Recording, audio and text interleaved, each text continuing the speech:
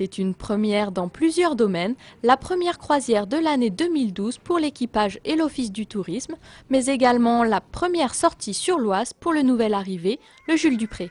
Jules Dupré en hommage au peintre Jules Dupré qui a terminé sa vie à l'Isle-Adam et qui était un des précurseurs de l'école des peintres des bords de l'Oise. Il est arrivé en fin d'année 2011, donc il vient du nord de l'Allemagne, il a traversé toute l'Allemagne pour regagner l'Oise et donc maintenant il est désormais vraiment sur l'Oise et il est apponté à l'Isle-Adam.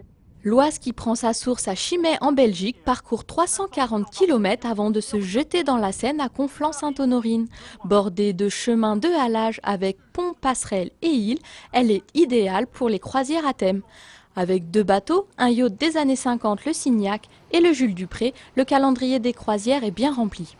Croisière avec des dégustations de produits du terroir, produits régionaux, croisière apéritive où on va pouvoir terminer l'après-midi du samedi avec une coupe de champagne et une ambiance jazzy, croisière musicale, croisière cinéma, croisière même avec des ateliers de cuisine florale cette année, donc un programme très très riche sur toute la saison.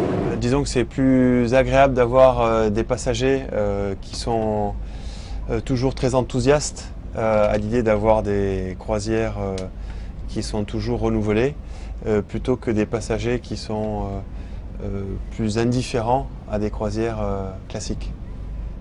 Et pendant que le Jules Dupré parcourt la vallée de l'Oise, un des thèmes de balade, les croisiéristes découvrent le château de Stors, bombardé en 1944 par les Alliés en cours de rénovation.